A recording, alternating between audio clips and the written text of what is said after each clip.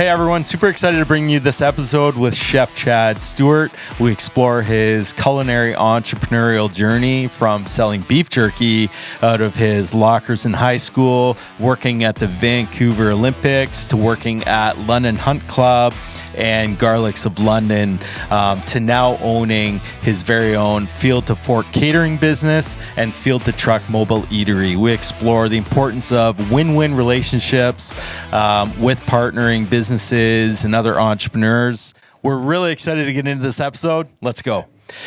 Welcome, Chad, to our podcast. Chef Chad Stewart, I should say, obviously with admiration. I had the pleasure of getting to know you a few years back, actually, through another business of mine. We had an event, and your food truck was there, and it was amazing food and that sort of thing. But we'll get into that. But I know we're super excited to have you on. There's a lot that I'm super interested in terms of entrepreneurship as it relates to your industry, being a chef and that sort of thing. And I know Scott and I have kind of talked about this, and you have quite a story, and there's a lot to cover here. It's funny.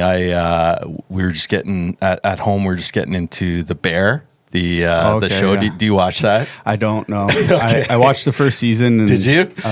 One day I'll have to go back to Bear. I don't even know what it is. Oh man, you got to check it out. It's we won't go too in depth on it here, but it's about a guy. He starts a restaurant. It's like 3 seasons or something like that. Yeah, maybe 4 now. 4 seasons or something. It's a chef, and it goes into like the grittiness of your industry of what it's like to be a chef. And it's funny, they have this thing where they all call each other yes chef. And my wife and I were cooking after kind of getting into the show and being like, yes chef, yes chef. What happened is our kids started saying yes chef to everything. So we're like going around the house saying, yes, chef. Oh, should we clean up the dog poo? Yes, chef. Yes, chef. And it was just like kind of like a really interesting thing. I don't know, side note. It's good communication. Sure. That's kind of what it's. Is that what that's Yeah, what but about? I think that show kind of takes it to another level and shows more of the anxiety and the stresses of it all. And especially he was a Michelin star kind of chef, and then going back to his roots of opening up kind of like a sandwich shop, but using those same guidelines he would use in a high-end spot like he was working in. And then Matty Matheson's in it, and he just won a huge award for that, and he's a Canadian guy, so that's cool. Well, we're excited to get into it because obviously the name of the pod is Hustle and Grind. That's what got me excited when Ryan, because that's kind of the restaurant business, and I was in the biz. I did not work in a kitchen. I spent time trying to sell groceries in kitchens. But when I'm talking about an entrepreneurial grind, like a restaurant is the real deal, because it is a slippery slope, man. Your food costs, keeping the lights on, getting good staff, like this is what this show is all about, is finding out and learning from folks who've been through the trenches, and we're glad to have you, man. Yeah, welcome. Definitely. It's nice to be here. Let's go from the beginning, because I know a lot of people are going to want to understand who you are. I did a bit of a reverse dive into you, like knowing you, but then also going down this rabbit hole of like understanding kind of who you are, and then realizing, oh yeah, this guy has some legit history in the industry. And then watching the Food and Wine show video you did, you walk around that place like, holy shit, you're like the mayor of that damn place. Like you knew everyone knew you. And then I start going like, oh yeah, like I know of this guy, Chef Chad Stewart, in the ecosystem of maybe going to a restaurant in London and that sort of thing. So tell us a little bit about your beginnings of becoming like a chef. Okay, yeah, it kind of all started. My grandma was Italian, and she loved cooking for all of us, and we'd always have awesome dinners when we went up to Sarnia or Windsor, and we were very proud of the Italian side. And also my dad's mom was an amazing cook, and his sisters they lived up in Sauble Beach area and loved to cook and things like that. So at an early age, I was with my mom in the kitchen cooking, but Wow. I was still a picky eater when I was younger, like most kids. But as I got into, 12, 13, I just loved everything about food.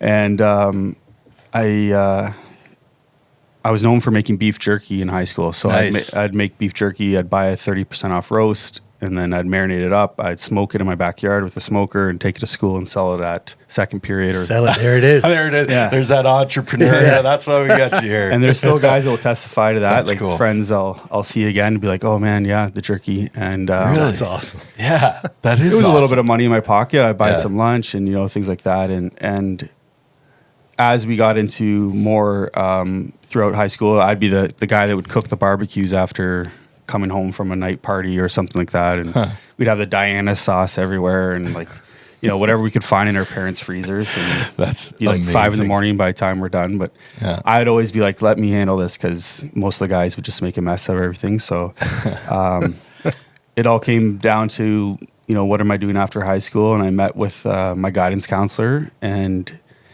I told her I wanted to do business marketing because I had an eye for selling things, and I love the hustle and grind of all that.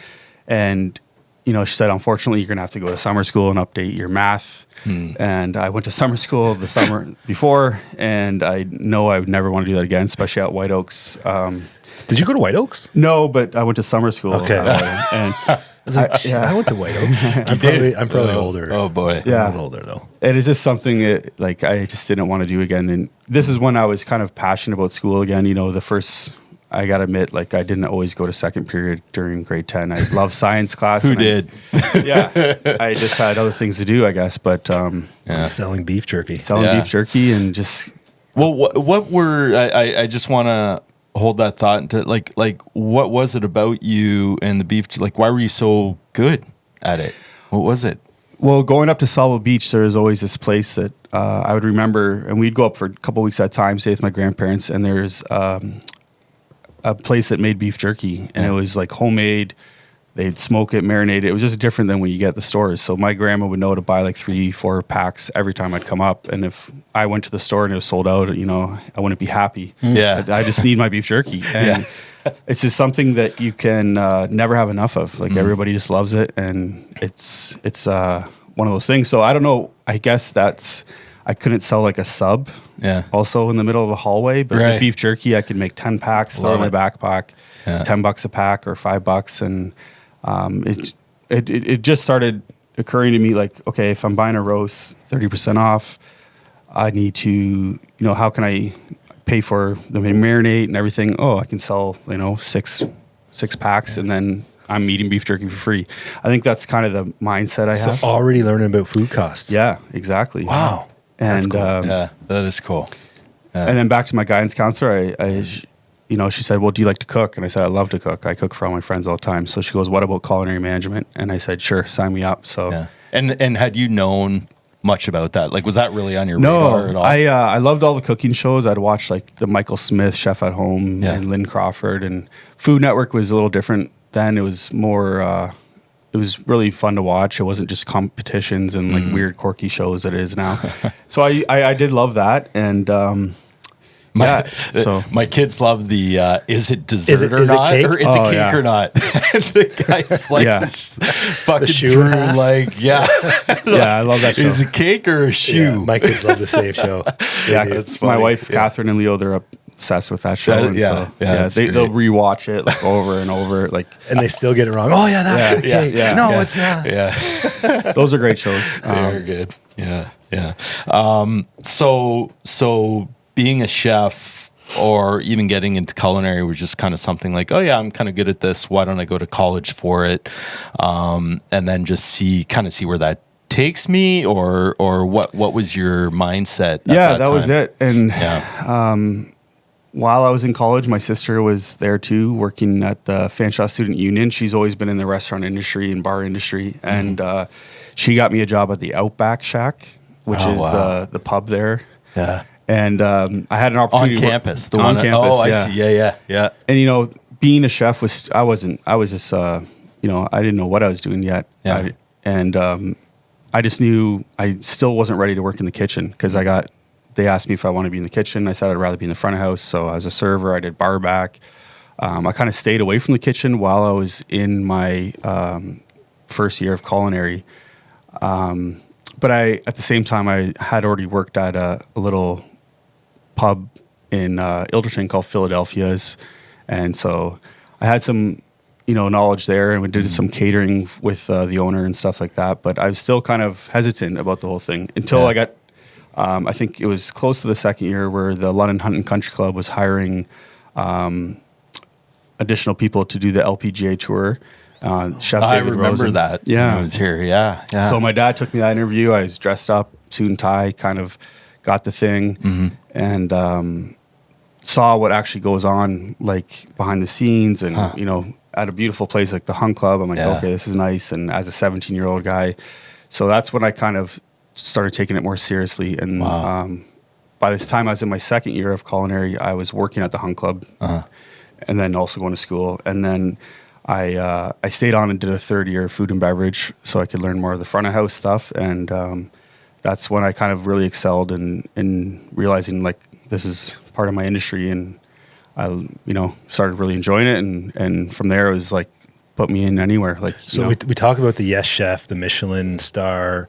I imagine getting into that kitchen at the Hunt was probably intense at times. Yeah, it was very intense. Taking your licks and learning the ropes a little bit. Yeah, a lot of the guys and even the bartenders, they've been there for 20 years. You got a lot of members that are have money and demanding and things like that. And so David Rosen, he was the executive chef that came in like I think 6 months before this tournament, and he was just, and his sous chef Wade Fitzgerald, which is another friend of mine. Those two guys were just awesome, and they really knew what they're doing, and bringing in whole fish and just scheduling, the calmness of them all. And then I was more in the Glenmore kitchen, which is the a la carte kitchen. Like golfers come in, they just want a clubhouse, or someone wants a T-bone steak, and there's a section where it was pizzas, clubhouse sandwiches, salads, like appetizers, and I would run the whole section. And the sous chef in there was from El Salvador, Tony. Wow. And he had been there for like about 20 years. Yeah. And he had that old school mentality where like he would throw the odd pot or pan, yell at and argue with the server. Yeah. And then one time he just kind of screamed at me and to get an order out, and I go, look, like do you want my help? Like, do you want me to be here? Because I'm not going to take this kind of... Okay. Really? Now we get into it. After taking it for so long, and he goes, no, you know what? And I kind of left the kitchen, and I came back in instead of just walking away, and we had a chat, and then from that time on, we were almost best friends. And really, he learned how to talk to certain people a certain way and kind of grow with the times. You can't kind of... you're not everyone's Gordon Ramsay anymore. It's not okay to yell at a 15-year-old waitress and things like that.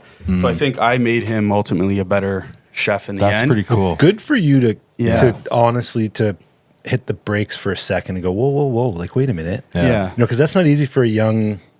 You're like 17 or 18 at this time? Yeah, about that age. Right? Because, you don't want to lose your job. Right. This guy, has been there for years. Yeah. And he's treating you like a piece of shit. Yeah. And you basically had enough and said, well, hold on a second here. Yeah. Which, you could die on that sword real quick, right? Real quick, yeah. Depending on where you're at. So, good for you to recognize that and not take it. And it sounds like obviously even for him, he kind of took a step back and was humble enough to, reset. That's cool.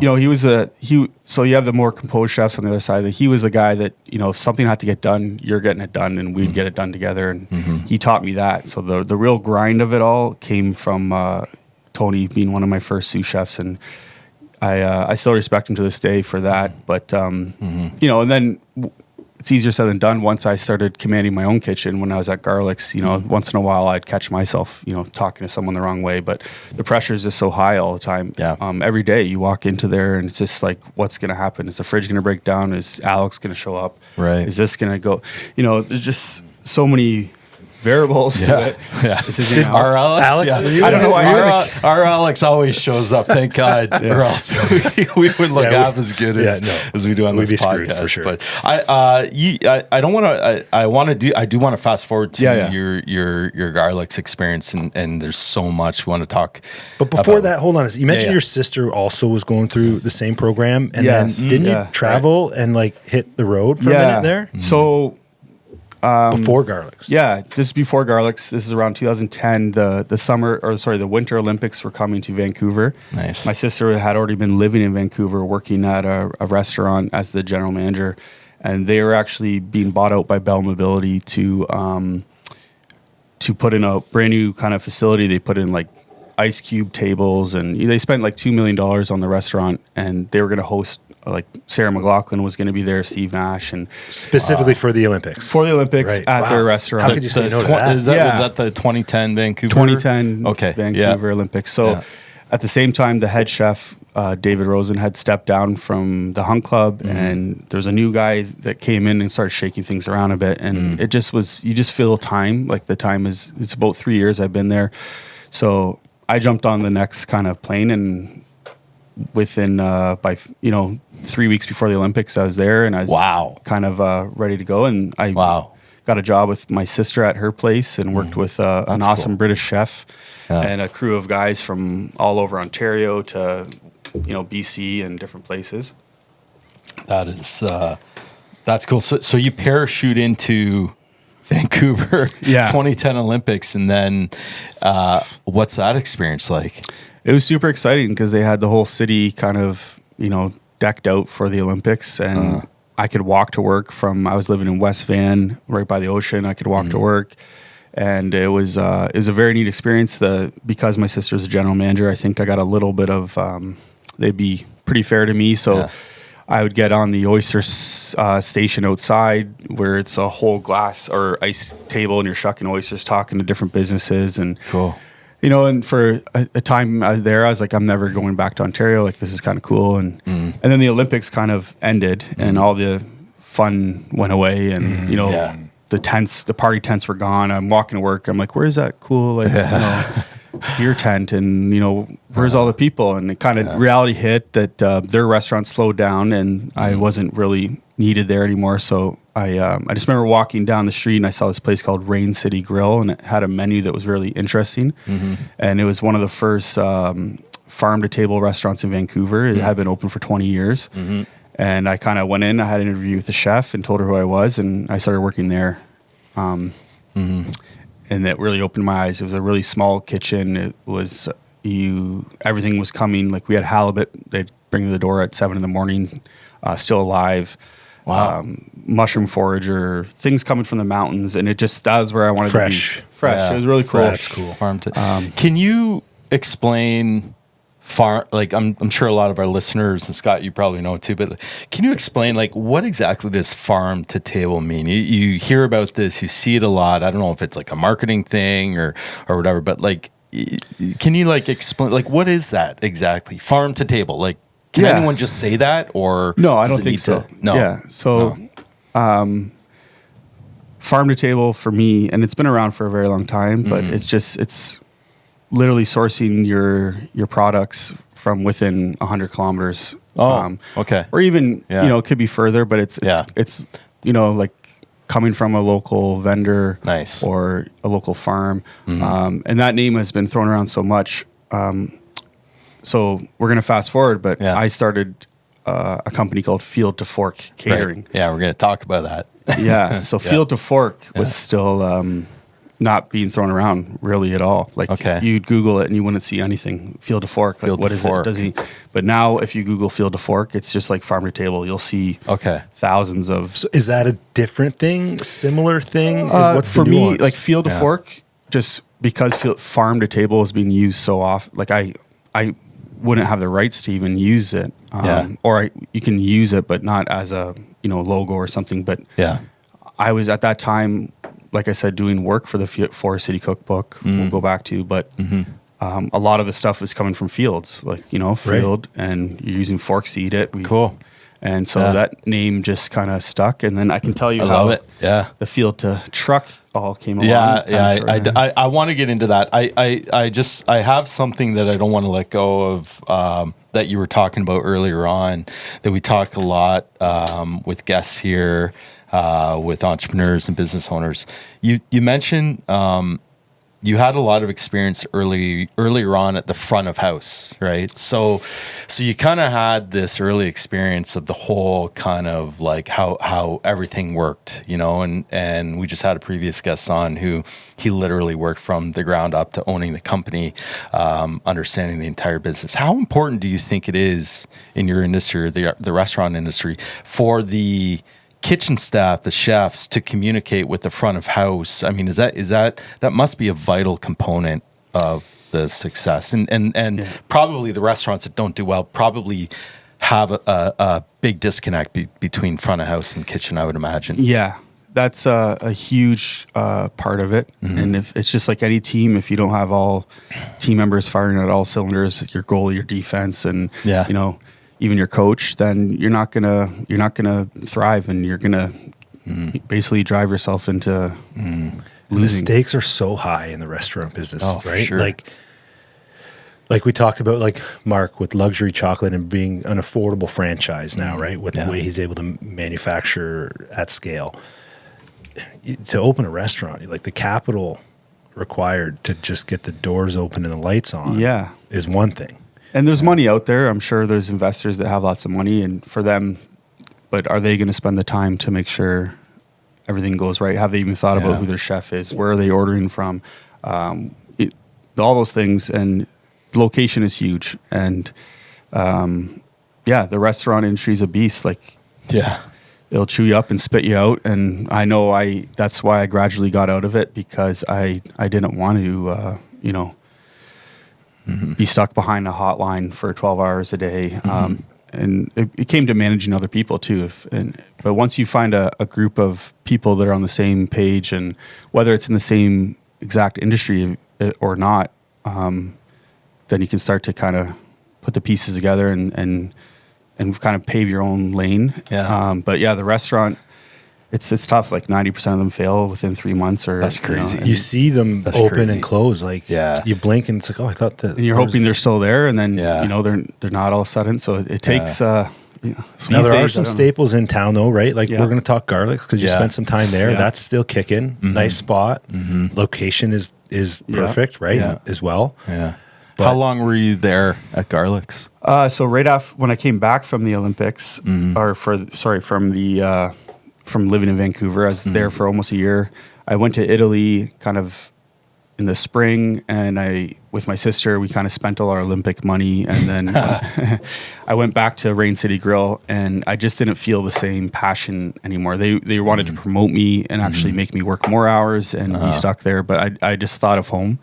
So I ended up booking a flight back to London, and I just remember Wade from being at the Hunt Club, at the Hunt Club as the sous chef, the executive sous chef there. So I went in and just had a conversation with him, and this is 2010, June probably, and he said, we got a spot for you, and he kind of gave me a few things to do. I remember I had to chop some chives and, make Caesar dressing from scratch and stuff, and they filled me in on the roster, and I think within a month, the owner was telling people I'm the employee of the month, and kind of shook up the other cooks that were there that have been there for a couple of years, but they actually welcomed me because I was bringing in techniques that I learned at this other place. Oh, okay.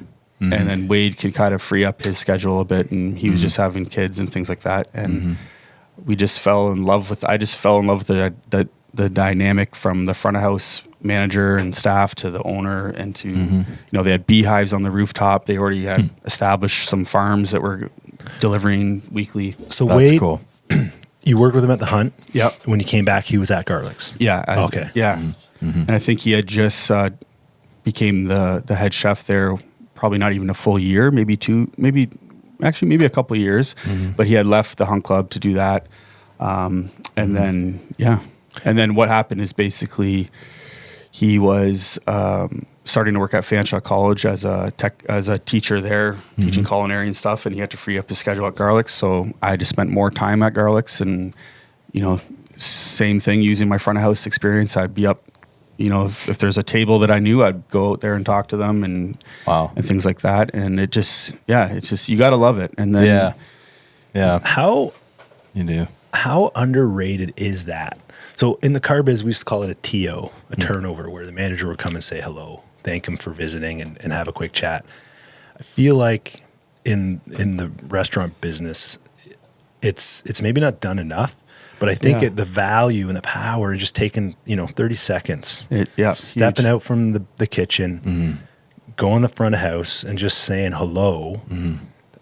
Man, I just don't know if it's done enough, and maybe you don't want to overdo it, but like, what are your thoughts about that? Yeah, I think that's huge, and that's it also shows that you're in control and you can step away from your kitchen because there's nothing's going to collapse. But I think that's big. And when I go to certain restaurants, I expect someone to come out and say hi to me, but at the same time, depending on where it is, it's okay. I understand. But there's one recent one where I went to, and they didn't even make the time to come out and say hi. And the restaurant was really quiet. It was my anniversary. It was kind of a different vibe. But I think that's it's something that isn't done enough. And I think now people are understanding that. Some of the restaurants that are killing it out there and still around, you can expect to see the chef. That's a big part of their dynamic and culture. And actually, let me ask if you do the same thing I do. And I was way worse because I used to work I used to sell groceries, and that's actually, I think, where we first met, trying to sneak into the kitchen at Garlic's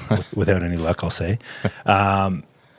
Although your hard work paid off, because shortly after you left, we end up signing up with. There you go, Scott. That's all right. Yeah, good job, buddy. Well, and again, so we can talk about persistence there in a minute, and getting into that persistence without making people feel shitty, right? Because there's a lot of salespeople out there that like they don't get what they want, or that they don't close the deal, right? And then they turn into a dick. Yeah, and knowing, again, as a food rep, I have clients who are super loyal, right? And so when another competitor walks through the door to say hello, I value that relationship and that loyalty. So I'm not going to make Chad feel like dirt because he's not going to give me his business. Like, who am I? Like, I haven't earned any trust or respect yet. I'm just trying to get a sale. But in the grocery biz and the restaurant biz, it's a lot different than that. But one of the things and it used to drive my wife nuts. And I got a buddy who's actually out west now, and he's a chef, and we coach together, and we'd go to like a team dinner or whatever, and we're non-parent coaches, but I can't not analyze the operation. I can't not, right? Like everything from, of course, the host or the hostess to, how long we're waiting, to the menus that are just obnoxiously overpacked with way too many options. I just think of their food costs going, there's so much waste here because nobody's buying this, right? Like, but you need it. You need the ingredients. So how hard is it for you to sit down for a meal at a restaurant and turn off the business operator mindset, that's a great and actually just sit down and enjoy a meal with your wife on your anniversary? Yeah, it's been, over the years, it's been very challenging. And like, even when me and my sister would go out, we'd nitpick the smallest thing, but not try to, but just be like, well, how come you couldn't help yourself? Yeah. Like there's no water in our glass. We've been here for 15 minutes, things like that. Yeah. But now with having, like going out with my son for dinner, just trying to find food that's going to be like something he'll want to order and something we want to eat without having just chicken fingers and French fries all the time.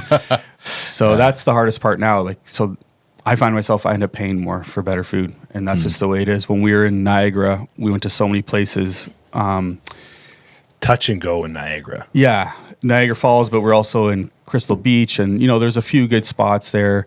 But most of the time, I was like, when are we going to find something good? And on the way home, we found a winery that sourced everything local, farm to table. And I went for lunch there, and I booked a dinner reservation. We booked a hotel to stay one extra night. Wow. I went back there, and I tried their menu.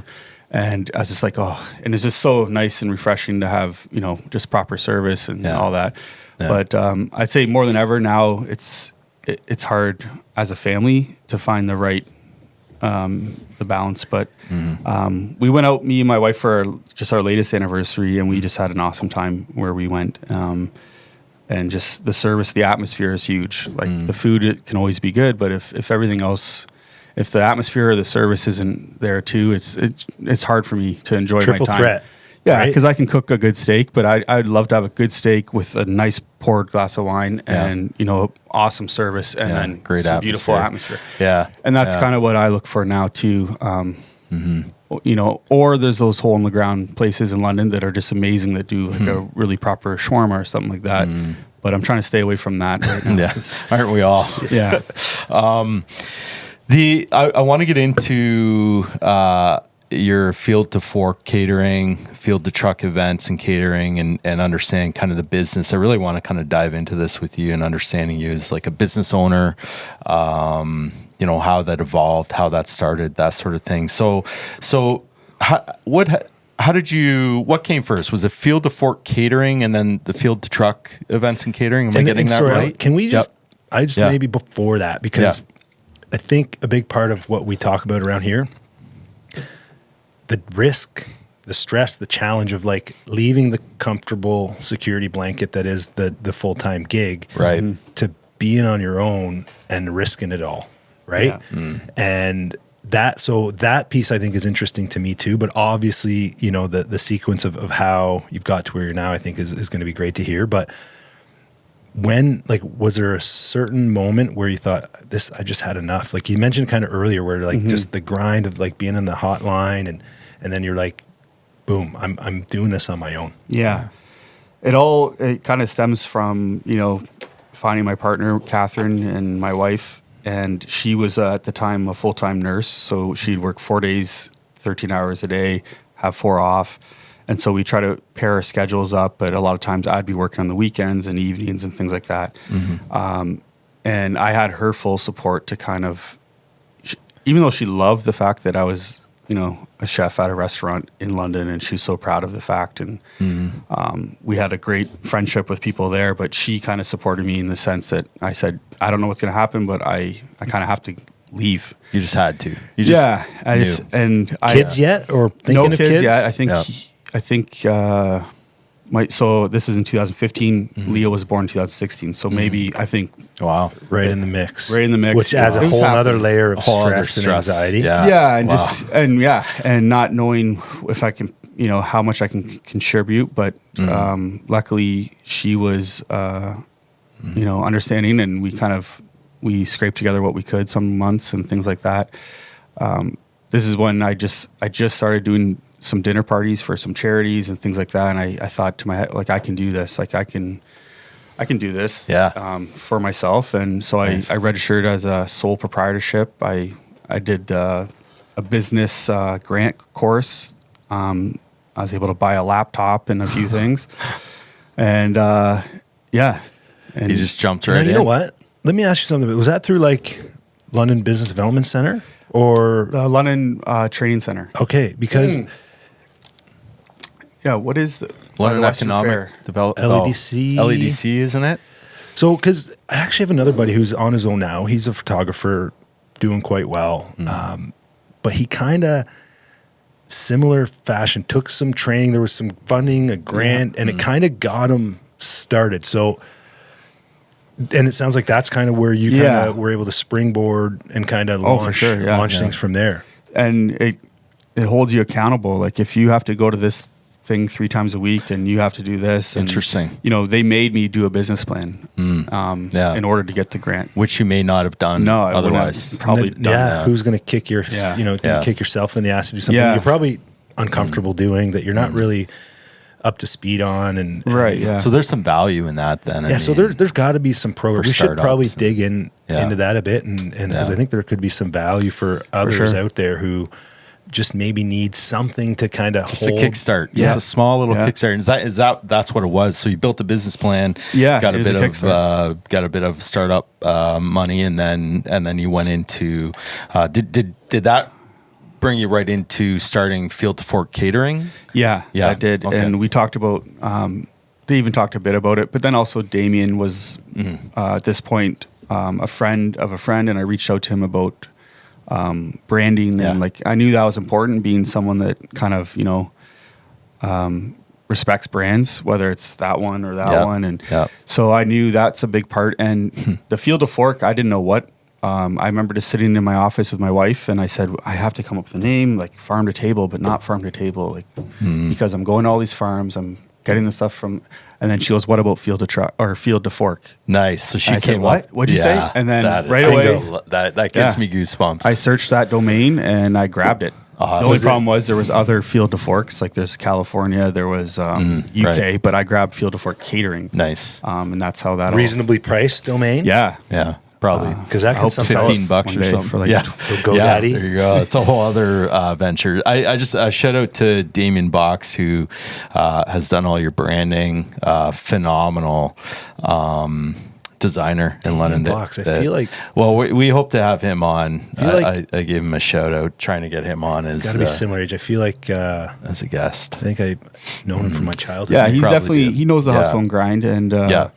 You know, he had a good eye for that kind of thing. And there's other people that work for us now that are really great too at contributing to, whether it's helping with our website and social media and stuff like that. But well, your brand is, you can tell.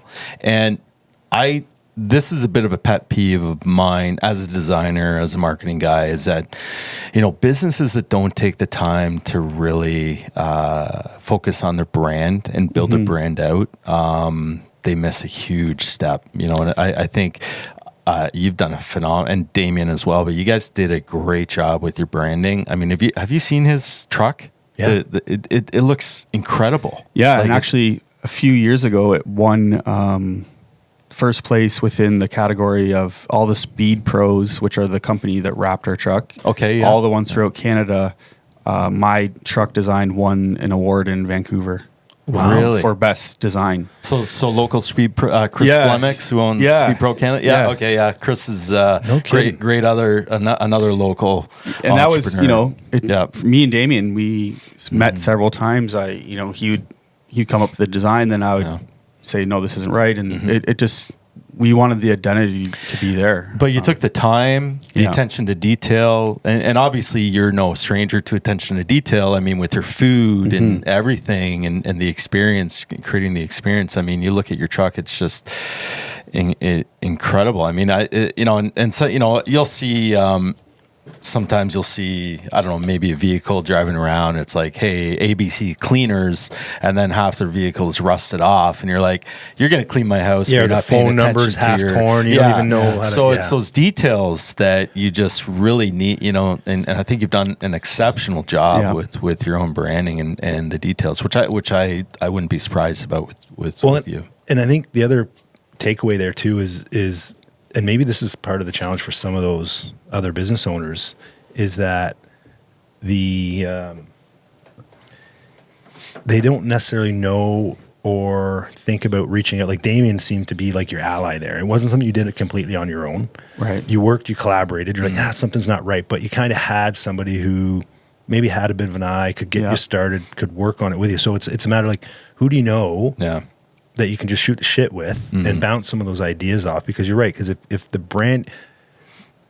branding is going to expand your reach, especially if it's done well. And it's, you know, it's something that, you know, you don't want to take for granted. Yeah. And even when working with other local entrepreneurs, it's like they see working with you as a benefit to their business. It's like a win-win partnership. Especially sort of this thing. is, we're going back 6 years ago. 5 or 6 years ago. So it was kind of exciting times for him, but also us, and just like, But, you know, I think that as business owners and entrepreneurs, I think it is extremely important to surround yourself and connect yourself with others who have the same mindset. And you can really support each other in that win-win. It's when someone has a mindset of like, oh, I'm gonna, you know, this really just gonna benefit me, and I'm gonna get the benefit of this partnership. You know, that's not really, you know, because you can really move forward. It's like, what's that?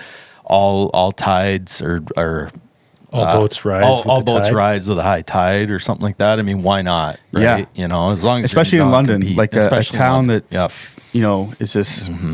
no matter where you go, there's dots to be connected, and like, you know, someone knows somebody, and absolutely. So take us from, so you start Field to Fork Catering, which is essentially creating these really amazing experiences, these unique experiences through catering. Yeah. And then when did you start the Field to Truck events and catering? Yeah, so Field to Fork Catering, it was kind of targeted towards, you know, younger married couples that have maybe, or, you know, business owners and things like that, but mostly people that didn't have either the time or because for folks that would, you know, they had a newborn baby, so they can't go out to eat. So they could hire me in, and I'd give them a restaurant experience in their home. Nice. And so I did that for about 3 years, and with that, there would always become, can you cater 50 people? Can you cater 100? Can you cater my wedding? Wow. So I started catering weddings with just basically a tent, my smokers, you know, any equipment I could find. We'd have to drive out in the middle of a farm half the time, and it was just like chaos. It was fun, but like I'm like, where's this going? Because now you're back to weekends. And then there's that. Burning the candle at both ends. And it's like, wait a minute. But what I started looking into is mobile kitchens, and like, how can I be more efficient with this? So it's not going to take 12 hours to do a wedding. It's going to take 4. And that's kind of where we're at now. And so I was lucky enough I just started putting it out there, like a food truck, like, what is this all about? I was watching shows. Like, to me, I didn't really understand food trucks even myself, but I just knew I wanted a mobile kitchen. So I started researching that, and I was lucky enough to find one here in London, which had a guy, he was quite the character. He had more of the carnival kind of like mentality, where just, you know, slam it out. Yeah, just slam it out. And he had recently divorced with his wife. She had left, and so he had to sell his food truck, and that's when I swooped in. Nice. But he was a great mentor to me as well. He kind of saw how passionate I was, and I remember going there and looking at the food truck and having a quick beer with him, and my wife and I think Leo was around. We were going to the movies. Yeah. And so I said, I'll be right back. And I literally went to the movie theater. I sat there watching some movie. I don't even remember what it was. I just couldn't wait to get back. Focusing on the food truck. I went back and I shook his hand. I said, the deal that we talked about, let's do it. And wow. So that was 2018. And that was kind of my idea of, now I can scale up weddings, and I can perform. Yeah. You know, but with that came so much more. All of a sudden we had to incorporate. Right. You know. Now on the mobile side too, like what is there permits you need to get in? Yeah, some I'm of that action. Like because again, it's great. I got a food truck. Okay, well, great, but there's some logistics to consider. Yeah, tell us about, because like London has this kind of like vibrant kind of food truck community. I think that there's a few now. Yeah, there's a few now, and with all due respect, I think Chad, you've kind of created something a little bit different than just your I got to be careful. I always say this, your typical food truck. I think you're bringing a whole other level of experience with the quote unquote food truck industry. But yeah, take us through the logistics of like the business of. And how did you figure that out? Like, was this guy you bought the truck from, that mentor, kind of help you in that aspect? He helped me immensely with a lot of things. And then, you know, when it came to like even Damien just saying, you know, we got to wrap this truck with your brand. I was close to just putting a sticker, like slapping it, like and then you start thinking of, okay, I need to focus on, I'm like, what am I going to call it? And I didn't know what I was going to call it. And I just remember sitting with a group of buddies, and I don't even see them all the time anymore, but this, you know, the one guy, I was telling him how I bought a food truck. I don't know what to call it. And we're in the hot tub, we're having a beer, maybe something else. And he goes, what about Field to Truck? Man, this is gold. And I was like, Field to Truck? What'd you just say? He goes, Field to Truck. Yeah. I go, yeah. That works. And then I'm like, wait a sec, Field to Truck, food truck doesn't sound right. So another good friend of mine, Eric Varden, who's your friend. Yeah. He was kind of also a mentor when it came to like, he just loved what I had been doing all along with the dinner parties and Field to Fork and, you know, and he had the idea of mobile eatery. He's like, you're not a food truck, you're a mobile eatery. So that's kind of where that came in. And we just went with it. And 5 years later now we do catering, but we also do events and festivals and beer shows and things like that. And I just got off the phone with a guy today. We won the award for Consumer Choice Award for Food Truck Catering. Saw that. Congratulations. Brand new. That's huge. Category doesn't even exist until now. So I saw that. You created a new category. Congrats. And that's something I was honestly shocked. We didn't try. It was just, it's based on third party people go on your website, your social media. It's based on reviews. Yeah. And I knew 2025 was going to be a good year because I need it to be to justify why am I putting myself through this. Yeah. And it looks like it's I ask myself every day. Yeah. No. Now there must be a seasonal aspect to that part of your business, the field to truck. Now, how do you manage that? Are there certain months that you just got to shutter down and then focus on the catering, or what's that? It's still kind of every year it's different, and I learn every year. Last year I planned on working the truck right until January, and my father passed away, so we kind of had to switch gears. I was supposed to be in some Christmas markets, and the year before, I can't even remember, but what I'm learning is just kind of go with your gut. And I think, last year there were some times where, end of October, it's raining, it's cold out, people are coming out, you're not getting the same business anymore. And so that's when, this year I'm deciding to kind of slow things down on that, say we did a good job, keep focusing on what we need to do for next year, and still work with people, but maybe look at other things that I know I'm good at. And, it can be scary because you're trying to justify, basically I'm saying no to business, but with all the costs that come to owning a business, but you just got to count and trust in yourself. And even when I saw that Ferrat interview and he talked about the debt and stuff, and it's a real thing. I can imagine his is way higher than mine, so that right away it made me feel better about where I'm at right now. But it is a real thing, and it's just like, you got to really. How is I'm just curious about, scaling and growing. I guess really what we had Brett Lucier on just recently, owner of Provincial Glass. He started Fight to End Homelessness. He made a really good point of, being the least important person in your business to be able to scale and go to the next level.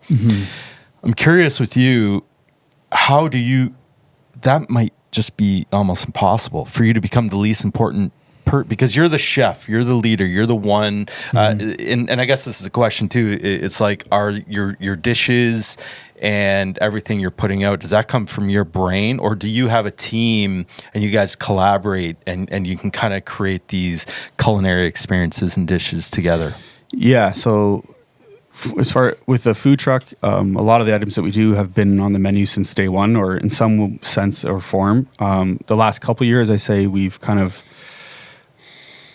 adjusted some things, but it is a team thing with James, who's my right-hand guy in the kitchen, and then David, who's my front of house guy, David worked at the Hunt Club too. And, I catered his 40th birthday years ago. We reconnected. He does dinner parties like that. But ultimately, it does come down to what I want to do. But that's part of the growing pains I'm in right now is and these guys keep convincing me they can do it without me. So actually, there was one time where I went out for dinner this summer with my wife, and they catered a 50-person wedding, and they got a 5-star review saying how amazing the team is, the food. And without you. Without me. There you go. And so, how stressed were you while you were out for dinner? I was pretty nervous, right? Sure. And also, I sent them to the wrong address. Oh, God. So they showed up at another house. Them a little bit more. Yeah, it was. Can you guys handle the stress? Here's the wrong address. And they, the way they handled it was great, and kind of reconfirmed that, mistakes happen and how you handle them and all that. But that's what we're still trying to figure out, because I feel when you're trying to do everything, it just I don't know, it can wear you down in terms of the cooking, the serving, the sourcing the products, the emails, the everything. So that's what we're trying to focus on for next year, is how can I step back a bit but still have the same consistency. So pass some responsibility. Yeah, and with the two guys I got right now, it's so far it's been working out great. And, Now, let me ask you this though. So obviously the catering, the truck, do you have some other little business, like you talked about the honey on the roof? I feel like there was something else there. Like, is there a way that you can grow, your diversify revenue? Yeah, grow your revenue beyond just simply having to be at an event on a Saturday. Yeah, so I love that. There's a handful of people, like including my wife, Damien, and David, and a bunch of people that have said, why don't you market this sun-dried tomato pesto? So I make a chili pesto. It's got sun-dried tomatoes, red chilies, garlic, olive oil. You're giving away the ingredients. Hold on a second. Good luck making it as good as he does. I mean, like, give me the ingredients. We'll see what happens. Right. Things like that goes back to like selling beef jerky. Like products are something I'm really passionate about. So that's kind of another thing we'd like to see. And I have an idea of where it could go next with as far as bringing products in from other local vendors. Because I still have people who contact me. Where do you get the best, ribeye? Where can you get this olive oil? So if I could have a something, whether it's a store or something that I could kind of be a part of and share those things with other people, I think that's kind of where. But otherwise, my wife makes really good money, and I like to cozy up with her. You need that partnership, right? You need that support. We talk about that a lot too, having a partner, business partners, life partners that are supportive of our entrepreneurial minds, that you go to a movie and you don't even watch it because you're thinking of so many other things, right? But I watched the video of you walking around Food and Wine Show London. I forget what year that was. But anyways, I was watching the video. You walked around that place like you were the freaking mayor of that place. And everyone knew there was something about it, Chad, that you were just connecting. You were connected with all of these people. I couldn't believe it. Yeah. And it's clear to me that you've really intentionally created these relationships and partnerships with so many people. Like, how important is that, especially in your industry, but any business owner, to kind of create these relationships and really understand the personal aspect of like someone's family or where they're from? And you were getting very personal with people about this guy's from this area, and you were like promoting their business. It was amazing. Yeah, and that's something I don't know where it comes from, but I'm just very passionate about. And when I see someone else with a great product that works hard, and like I always want to know more about it and work with them. And there's a guy, Raymond Garcia, who did a lot of my videos when we first launched the food truck, and he would just show up with a camera and a backpack and go, "Okay, man, like go." And I'd be like, what? Yeah. And that's kind of how it was though, but it was so organic that it was so engaged. I couldn't stop watching you. He's recently reached out to me and he's like, we got to do more of this. Yeah, you definitely do. I think. I thought, I got to tone it back sometimes, but that's something that I'm just also passionate about. I love watching movies and shows, and like I really enjoy it. So if I can contribute with something I'm passionate about, and I think that's, if I didn't love food so much, I probably wouldn't want to be in front of a camera talking about it and all that. Yeah. But Ray would just show up and he'd be like, "Hey, man," like, and so with the Food and Wine Show, they knew me, and I asked if I could bring him on, and they loved the whole idea and what they got out of it after. It's years of their show being showed. Oh, yeah. That's what I was going to say, right? Because when I watched it too, I was kind of wondering, I'm like who's behind this? And we just did it for fun, right? Who's behind this? Because as a promo for the Food and Wine Show, I mean, I thought this must be them, but it wasn't. No, it was just organic. You probably made them think about it a little bit a little bit more deeply on the next lap, because video, I mean, let's be honest, like with the TikToks of the world and the reels and the shorts and all of this stuff, like video is such a big part of we got these devices that are glued to our hip or our hand. So there's some value there. And so if you're thinking about doing it again, man, have at it. But you know what, Scott, you talk a lot about paralysis by analysis and overthinking things. And I think that this is a classic example of you just not overthinking it. Because if someone would have sat you down in a room and said, "Okay, Chad, here's the script, we're going to do this video," and you're going to just, that wouldn't have had the same effect instead of just doing it. And I think it's a good, it's something good for people to hear about, as an entrepreneur or business owner. Sometimes you just have to just do it. Just do it. Don't overanalyze it. And sometimes it just takes that one viewer, that one listener who happens to unlock another door, 100%, right? That expands 100%. the network, you know, for whatever chapter is next. So yeah, I know that's 100% true. Mm-hmm. Yeah. I know we're getting tight on time here. We got to let you go and, keep feeding our wonderful city with your amazing food and culinary experiences. But I wanted to, I've noticed you travel a little bit. And I just wanted to ask, like, when you travel, are you traveling to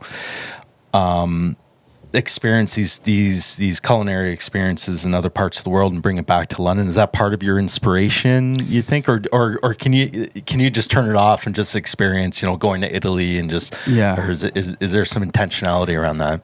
Well, yeah, like I said, now that I'm a family guy and like we go away and we were in Niagara, like by day 3, I'm like, okay, I've had enough. Like we got to find some good food and like I want something to talk about and blog about and this and that.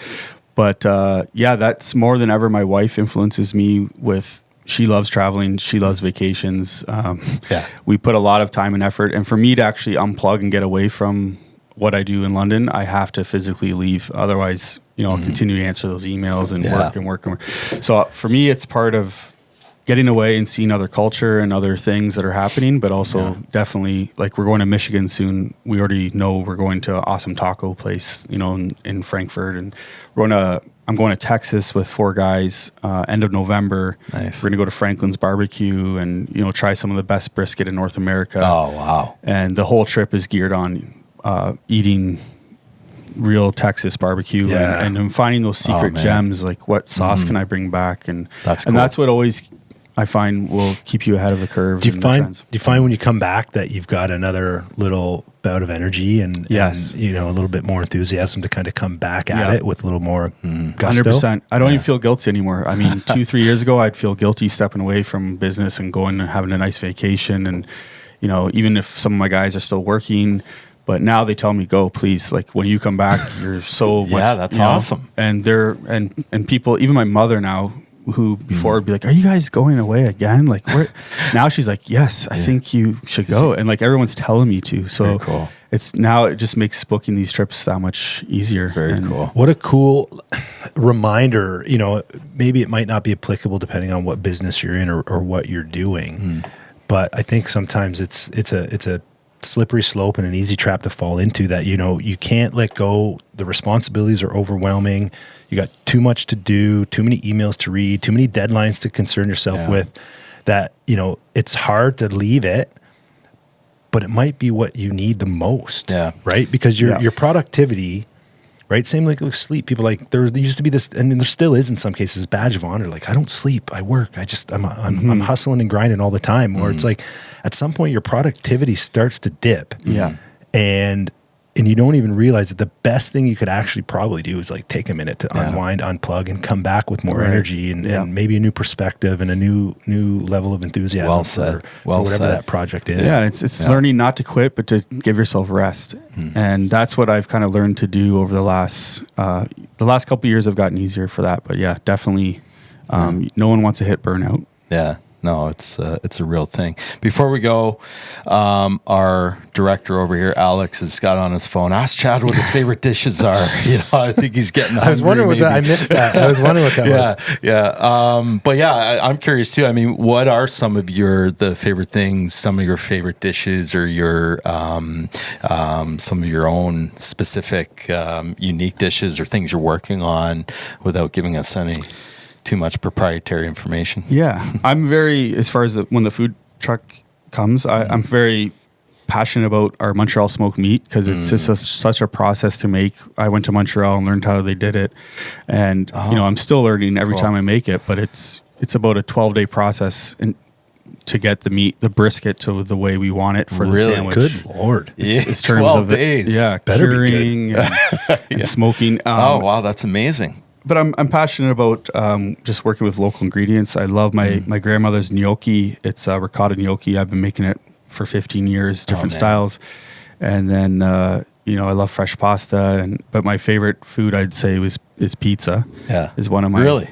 Yeah. Okay. So do you have some weird, random, like not traditional pizza that is your go-to, or you keep it relatively traditional? Good question. Well, no, we make pizza at home, and we'll slice thin sliced potatoes on it with like a cream sauce instead, and things like that. Or my wife will throw anything in the fridge on a pizza, and then you don't even know what you're eating, but it's cool. It's just something I can relate to back as a kid. I can't eat it all the time, but it's and I don't know why I haven't even thought about a pizza, restaurant or something like that. I just feel like it's they don't need me in that field, but it's something I'm just very passionate about. So obviously there's some places in the city that have great pizza. Yeah. So a couple quick things too, because we talked about it before we started recording. I think we touched on it briefly. Fork City Cookbook. Yeah. You do some blogging again. We want to give some of these folks an opportunity to find you online, read your blogs if you're posting that stuff, and then a little bit about that cookbook, because I think a 500-page cookbook. Yeah. It doesn't seem like it would be a quick or easy endeavor. No, it was, there was a girl, Alieska. She was from Venezuela, and she was a talented photographer. She was also vegetarian or vegan, plant-based, and she had moved to London, and they were here for a while, and she wondered why people don't talk about the restaurants in London. Why do we drive to Toronto or Stratford? And so she was looking for a chef that would sit down with her and brainstorm a cookbook. So she sat down with several people. I think she kind of went with going back to what you said, I love to work with other people and promote them, whereas a lot of chefs wanted to make the book about them. So we brought Brian Blacknicki as our marketing guy. Amanda, she's from Common Ground Farm. She was a prop stylist, and these people work so hard, and Ali included.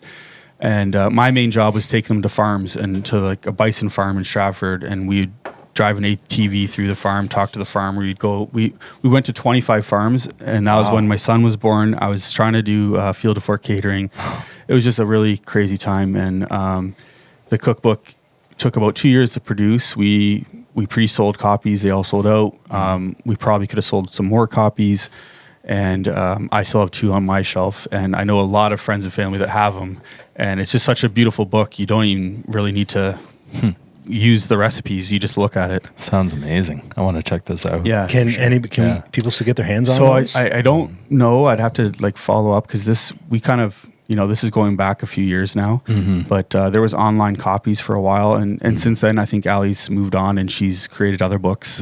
She lives in Vancouver now, but it was just it's one of those moments I'm so proud. And I turn out the back of the book, and there's a picture of me, and explaining that I was the guy that connected the chefs and the farmers, and right on. So cool.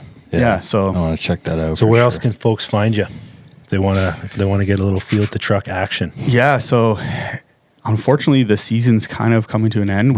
We have a wedding. We have a private event this week and a wedding, our last wedding on Saturday. And we don't know yet if we'll be doing too many more public events.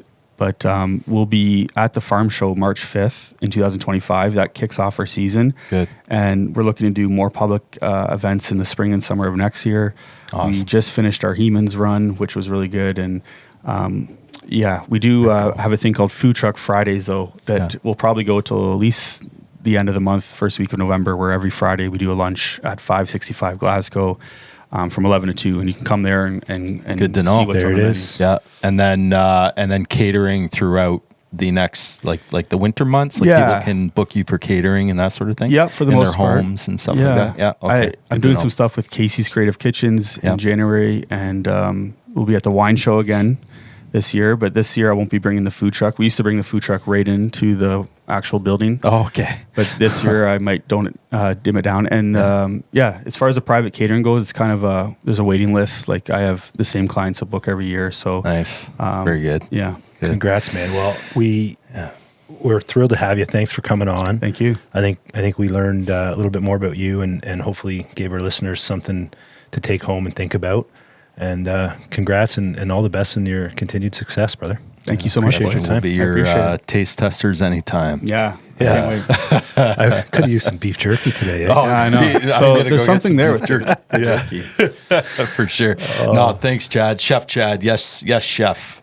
Thanks for coming on. We'll good luck with everything and continued success. Yeah, same to you guys, and thanks for having me. Excellent. Pleasure's ours. Yeah. Thanks. Hustle and grind. That was fun, man. There it is. So how was that? That wasn't too bad. Is that your first podcast? Yeah. Yeah, there you go. First podcast. Thanks, well Chef. done. That was fun. Another great episode. Thanks for joining us. Please support our podcast. By supporting us, you can go to YouTube, follow us on Facebook, Instagram, go to our website, hustleandgrindpod.com. That way you can go and you can apply to be a guest. Listen to us anywhere that you listen to your podcast, Spotify, Apple, all the channels. But we really appreciate your support. Keep listening. We have a lot of great episodes and a lot of great guests ready to go. We're going to keep coming hard at you here and digging into the hustle and grind of what it takes to be an entrepreneur and a business owner.